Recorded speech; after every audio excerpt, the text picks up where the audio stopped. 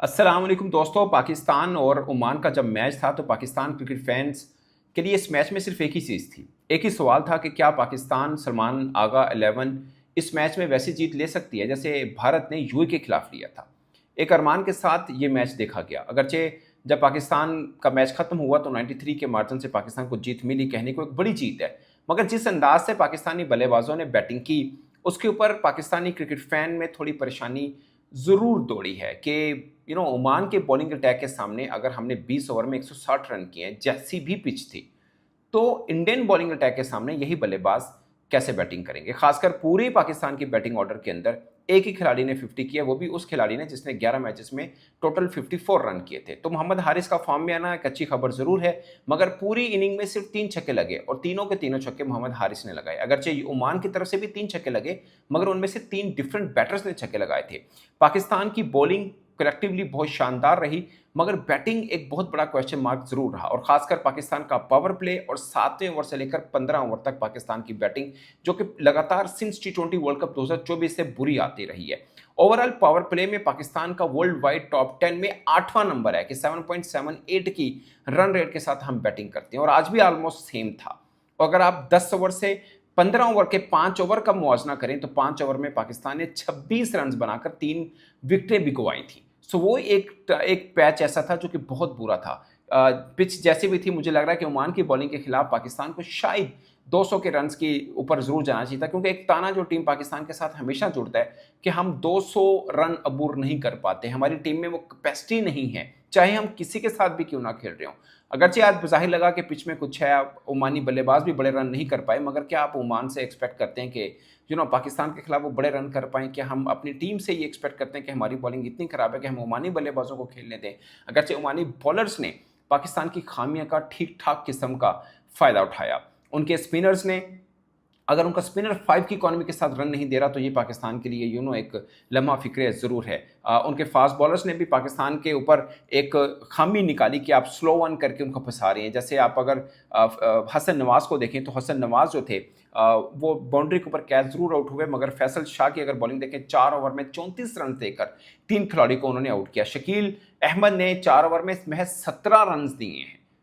Wicket नहीं ली उन्होंने, दूसरे लेफ्ट आर्म स्पिनर ने ली, मगर इन्होंने 4.25 की इकॉनमी के साथ रन दिए हैं। आमिर कलीम ने अगरचे कैच छोड़ा था सब्जा फरहान का, मगर 4 ओवर में 31 रन देकर 3 खिलाड़ी उन्होंने भी आउट किया और 7.75 की इकॉनमी के साथ रन दिए हैं। सो ये पाकिस्तान के लिए एक कंसर्निंग है कि हम स्पिनर, खासकर लेफ्ट आर्म स्पिनर हम नहीं खेल पा रहे। अगरचे इंडिया के अंदर 2 लेफ्ट आर्म स्पिनर हैं, एक तो कुलदीप यादव हैं जो कि चाइनामैन हैं, और दूसरा अक्षर पटेल हैं। फिर वरुण चक्रवर्ती ने 2021 में पाकिस्तान के खिलाफ T20 वर्ल्ड कप खेला था, बेहतर परफॉर्म नहीं कर पाए थे, उनको ड्रॉप कर दिया, मगर उसके बाद जब वो टीम इंडिया के अंदर आए हैं तो ऐसी फॉर्म के अंदर हैं कि किसी टीम को टिकने नहीं दे रहे हैं। अब वो पाकिस्तान के खिलाफ कितना बड़ा चैलेंज पोज कर सकते हैं वो देखना है, क्योंकि उस वक्त बाबर और रिजवान ने उनके खिलाफ बैटिंग की थी। शुरुआत में थोड़ा मुहताज अंदाज के साथ खेले थे, बाद में खुले में खेले थे, क्योंकि उस दिन पाकिस्तान का कोई बल्लेबाज भी आउट नहीं हुआ था। सो वरुण चक्रवर्ती को कैसे खेल लें, ये सवाल इसलिए भी अहम है कि एक दिन पहले माइक हैसन से ये सवाल पूछा भी गया था कि पाकिस्तानी बल्लेबाज एक्सपोज हो रहे हैं, स्पिनर्स के खिलाफ अच्छे रन नहीं कर पा रहे, बल्कि इल्ज़ाम दिया था कि हमारे बैटर्स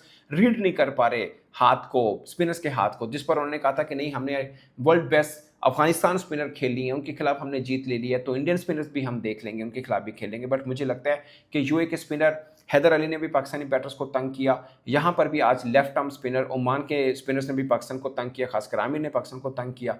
और इसके अलावा कुलदीप यादव का रिकॉर्ड पाकिस्तान के खिलाफ बहुत शानदार है, अगरचे वो T20 नहीं खेले मगर वनडे में उनका रैकेट बुमराह की निस्बत भी पाकिस्तान के खिलाफ बहुत शानदार। इवन बुमराह ने 7 मैचेस में 7 आउट किए हुए हैं, 8 मैचेस की 7 इनिंग में 7 आउट किए हैं। बट अगर आप कुलदीप की तरफ आए तो 6 मैचेस में 15 बनते हैं। एक पांजा भी है जो कि उन्होंने एशिया कप 2023 में लगाया था। सो कुलदीप यादव एक तो लेफ्ट आर्म, दूसरा वर्ल्ड बेस्ट चाइनामैन स्पिनर, दूसरा इंडिया के स्पिनर, तो एक कुल मिला के जो दबाव बनता है वो देखना होगा। और एक और सवाल कि पाकिस्तान भारत के खिलाफ क्या करेगा, टॉस जीत के क्या हम बल्लेबाजी करेंगे, क्योंकि पाकिस्तान ने टॉस जीता पहले बैटिंग की, भारत ने टॉस जीता पहले बॉलिंग की है।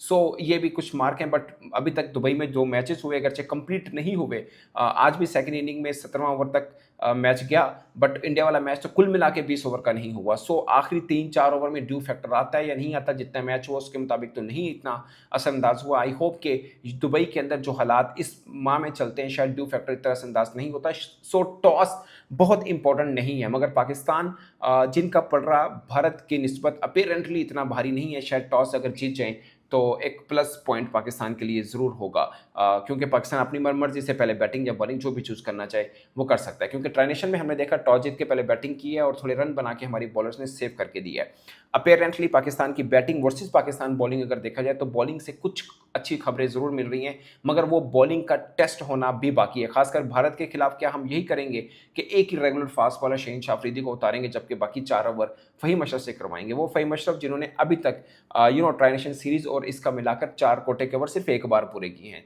और अगर हम अपने डिफेंड कर रहे हैं या हम पहले बॉलिंग कर रहे हैं, दोनों में अगर आप देखें तो आखिरी में 3-4 ओवर फास्ट बॉलर से करवाने हैं।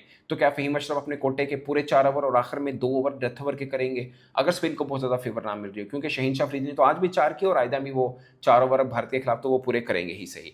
तो ये एक बड़ा एक मार्जिन है कि क्या हमें भारत के खिलाफ इस बैटिंग प्लेइंग 11 में चेंज करना है। मुझे लगता है कि फ़हीम अशरफ के साथ जाना और इसी प्लेइंग 11 के साथ जाना शायद थोड़ा गैम्बल ज़रूर रहेगा पाकिस्तान का। मैं सिर्फ फ़हीम अशरफ की बात नहीं कर रहा, बट एक रेगुलर फास्ट बॉलर का ऐड होना पाकिस्तान के लिए ज़रूरी है। वो चाहे आपके पास हारिस रऊफ हों, वो चाहे आपके पास वसीम जूनियर हों, मे बी हसन अली हों, बट शायद हसन अली नया बॉल शेयर करते हैं। आपको सेकंड बॉल करने वाला बॉलर जो कि इस टीम के अंदर बेहतर हो, खैर हसन अली भी करते हैं, बट मुझे लगता है कि हारिस रऊफ और वसीम जूनियर इन दोनों के बीच मुकाबला होना है।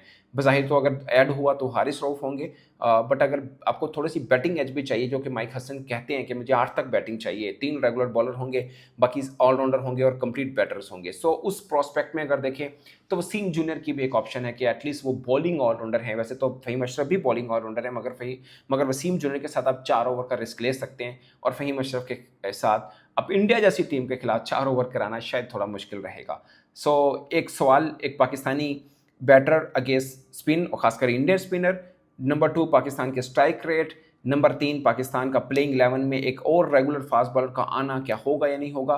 ये 3-4 सवाल हैं जिसके जवाब पाकिस्तान को एक दिन में ढूंढने हैं, क्योंकि एक दिन के बाद अब पाकिस्तान वर्सेस इंडिया मैच होगा इसी ग्राउंड में जहां पर पाकिस्तान और इंडिया दोनों ने अपने एक एक मैच खेल रखे हैं। और एक सबसे खास बात, साहबजादा फरहान जब आए अपने इब्तदाई 6 मैचेस में 3 में वो मैन ऑफ द मैच थे, जिसमें से उनको ज़्यादा मैचेस अपने घर में मिले। लाइक 3 मैच तो हमने बांग्लादेश के खिलाफ उनको खिला दिए थे, जो कंपैरेटिवली बेहतर पिचेस में उन्होंने रन किए थे।